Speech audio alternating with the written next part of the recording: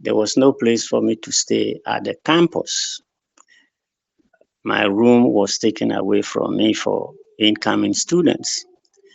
So I wrote to Howard University in Washington, D.C., and I had a good, very, very surprising reply that if I have a B average, then they will give me a TA, in other words, teaching assistant. So that's where I went and forgot about the African studies because it didn't help me. Anyway, I did my master's in philosophy, in social and political philosophy at Howard University. The dates are now out of my memory. I think it's senior moment, if I would say so. Unfortunately, or fortunately, I had my first master's in philosophy 2 years after. I taught at the University of the District of Columbia for 6 years, and then I was dissatisfied with the salary, so I left and I went to New York City.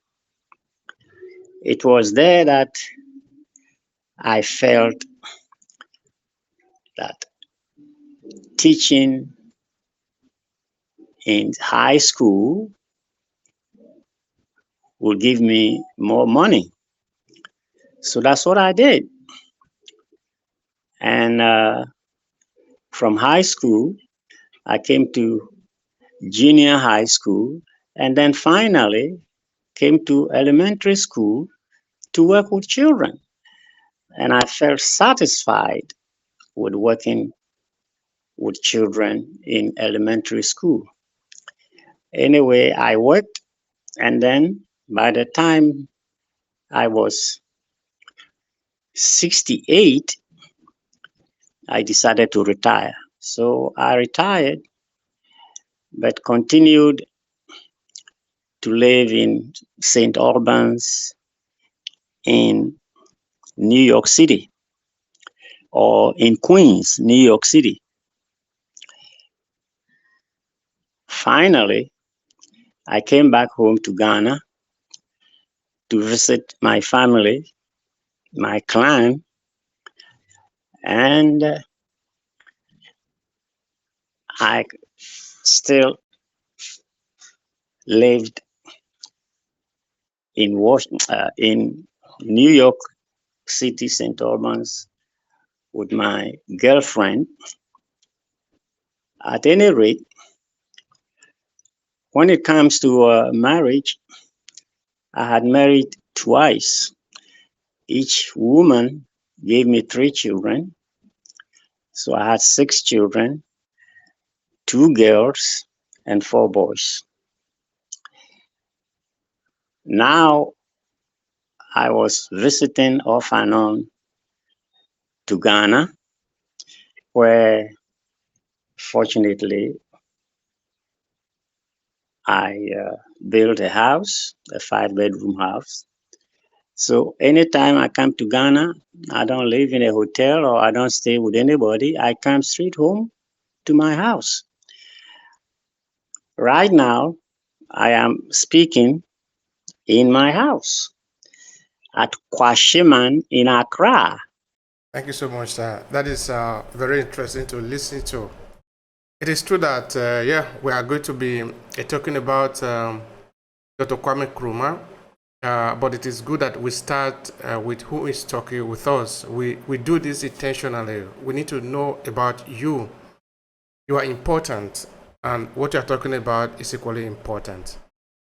So I want you to take us back a little bit Because you grew up now during colonialism in Ghana. Uh, Yes. Tell me, how does it feel to grow up during colonialism? Because most of us, we didn't do. Okay, I feel miserable under colonialism because I had Nkrumah was in America and then finally in Britain, and he himself opposed colonialism. He said he was coming to achieve independence for the Gold Coast. Ghana was then Gold Coast, the old name that the white man gave to gave to Ghana. Finally, Nkrumah achieved independence, and the name was changed from Gold Coast to Ghana. The reason why I felt miserable under colonialism was that, in fact, I was influenced by the political situation in the Gold Coast. For instance, the education that most of us had was very depressing, you know, depressing in a sense that it is the colonial administration that controls education. And since they control the education, you can't learn what you wanted to learn. They made you learn what they wanted. For instance, my name, Andoh Quarm,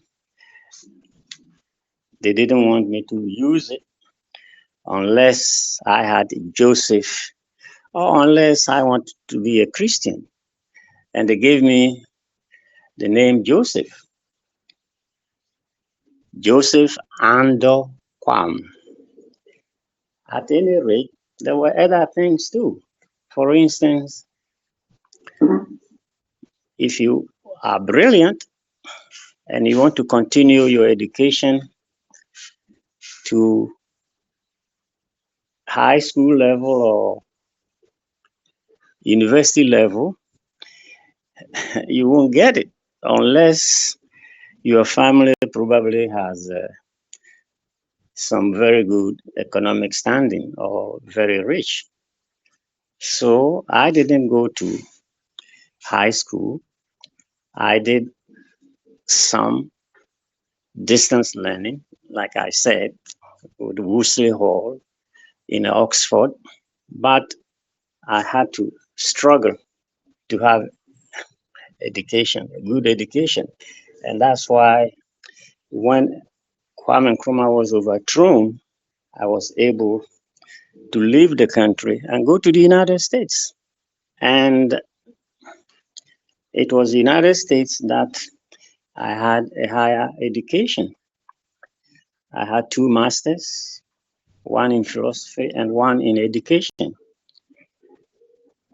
at two different universities, San Francisco State University and Washington, uh, Howard University at Washington, D.C. Now, let's try to know the person of Kwame Nkrumah, but more importantly, about his idea.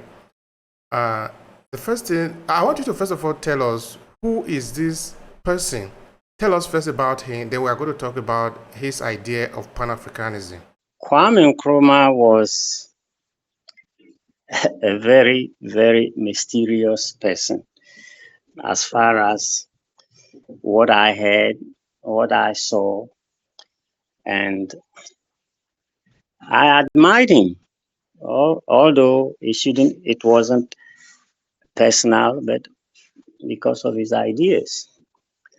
Uh, what he wanted to achieve for the Gold Coast, only a few of us appreciated it.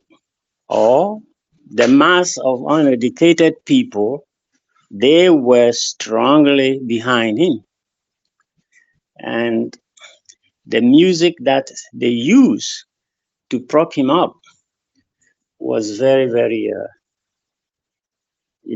unnerving. So we all followed him till he was overthrown.